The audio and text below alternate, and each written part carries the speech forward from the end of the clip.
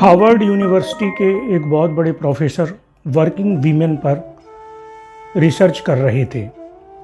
उन्होंने अपनी शोध में लिखा है कि एक दिन वो यूएसए में 8 बेहद सक्सेसफुल प्रोफेशनल वीमेन के साथ डिनर पर थे।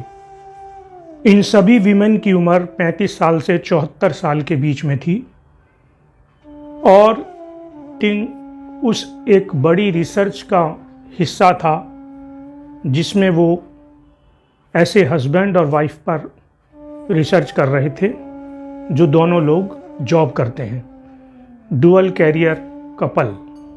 पर्टिकुलर कपल के बारे में उन्होंने बोला कि हस्बैंड को किसी दूसरे कंट्री में एक बड़ा जॉब ऑफ़र आया तो उन्होंने अपनी वाइफ को भी साथ ले जाने के लिए बोला। आगे उन्होंने बताया कि उस हस्बैंड को अपनी वाइफ को अपने साथ ले जाने के लिए कन्विंस करने में 3 महीने लगे और उनकी वाइफ को अपना जॉब छोड़ना पड़ा। एक और केस स्टडी में उन्होंने बोला कि वाइफ को अपने जॉब से ब्रेक लेना पड़ा क्योंकि वाइफ का जॉब हाई पावर्ड जॉब था और जिसकी वजह से वो बेहद स्ट्रेस में थी और जॉब छोड़कर वो राहत की सांस लेना चाहती थी। तीसरे केस में हाई क्लास प्रोफेशनल वीमेन ने पार्ट टाइम लॉ ज्वाइन कर लिया क्योंकि उनको ऐसा लगा कि उनकी कंपनी उनके जॉब में उनको साइड ट्रैक कर रही है। साथ ही साथ उन्होंने पीएचडी के लिए भी अप्लाई किया और अपने हस्बैंड को जॉब कंटिन्यू करने के लिए कहा। इनफैक्ट अगर तीनों एग्जाम्पल्स में हम देखें तो प्रोफेशनल वर्किंग वुमेन अगर अपने करियर को परस्यू करना चाहती हैं तो उसके पास 2 ही ऑप्शन हैं। Number 1 super supportive husband, secondly no life partner. इसके बीच की कोई गुंजाइश नहीं है। इनफैक्ट वर्किंग प्रोफेशनल वीमेन के केस में यही आधी अधूरी सच्चाई है। 20वीं सेंचुरी में लोगों ने वीमेन को आगे बढ़ते हुए देखा है। 21वीं सेंचुरी में वीमेन्स के द्वारा अचीव किए गए एक्स्ट्रा ऑर्डिनरी रिजल्ट्स को मेल डोमिनेटिंग सोसाइटी को एक्सेप्ट करना ही होगा, परंतु अभी तक पुरुष प्रधान समाज और मेल डोमिनेटिंग कंपनीज इस बड़ी सच्चाई को गले से नीचे नहीं उतार पा रही हैं कि वीमेन बहुत से क्षेत्रों में एक्स्ट्रा ऑर्डिनरी रिजल्ट अचीव करने में सक्षम है। प्रोफेसर मेलिंडा गेट्स के अनुसार हम आज भी अपनी डॉटर्स, अपनी बेटियों को उन कंपनियों में सर्विस करने के लिए भेज रहे हैं जो पापा के लिए मेल डोमिनेटिंग जेंडर के लिए डिज़ाइन है। मेल और फीमेल की इक्वालिटी उसी समय तक बनी रहती है जब तक कि वाइफ की सक्सेस, वाइफ का हार्डवर्क और वाइफ का फेम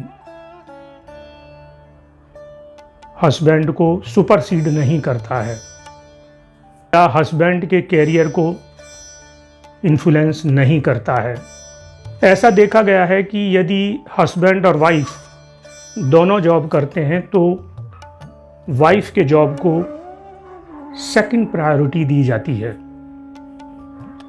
ज़्यादातर हस्बैंड ऊपर से सपोर्टिव और प्रोग्रेसिव दिखाई देते हैं, परंतु अंदर से वैसा बिल्कुल भी नहीं है।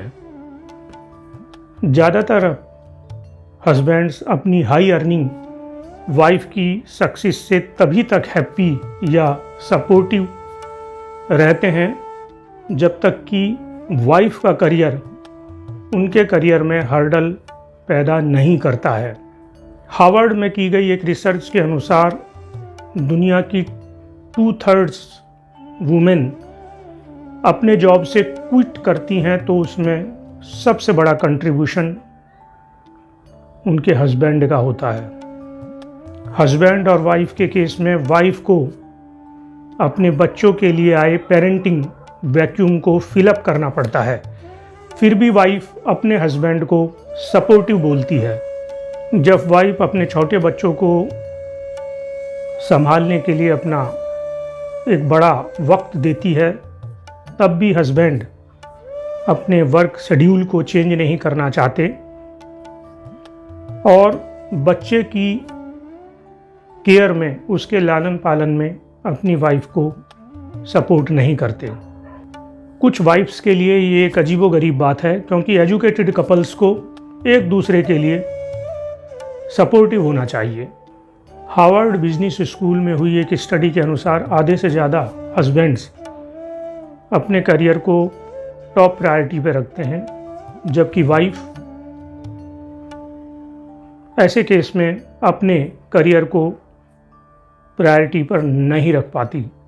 इस विषय में देखा जाए तो मिलेनियम जनरेशन काफ़ी ज़्यादा इनलाइटेड है, सपोर्टिव है, जबकि यंग जनरेशन इक्वालिटी के लिए कम इंक्लाइंड है।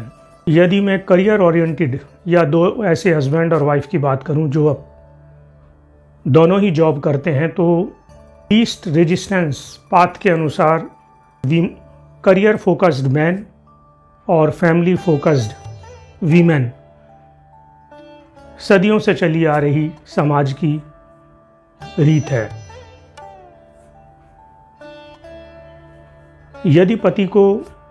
यदि हस्बैंड को ज़्यादा कमाने की अपॉर्चुनिटी मिलती है अपने करियर में, तो वाइफ उसको चेजअप नहीं कर पाएगी।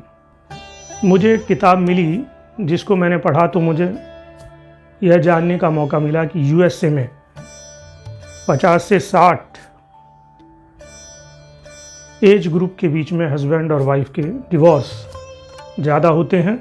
टैलेंटेड वीमेन वास्तव में पति के रॉन्ग एटीट्यूड की वजह से अपने एस्पायरेशंस, अपने करियर, अपने एम्बिशंस, अपनी इच्छाओं को पूरा नहीं कर पाती और फिर वो डिवोर्स ले लेती है और अपने करियर को अकेले परस्यू करती है। आने वाले वक्त में हस्बैंड के परेशान होने का समय है।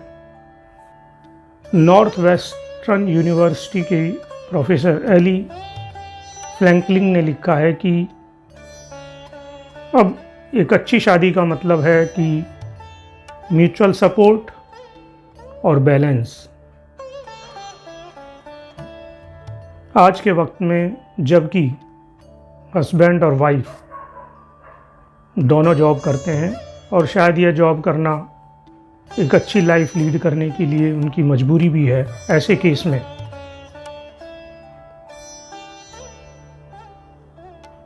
मेल डोमिनेटिंग सोसाइटी में हस्बैंड को अपनी वाइफ के लिए सपोर्टिव होना पड़ेगा, जिससे कि वो अपने रिश्तों को बचा सके और अपनी लाइफ को सुचारू ढंग से चला सके।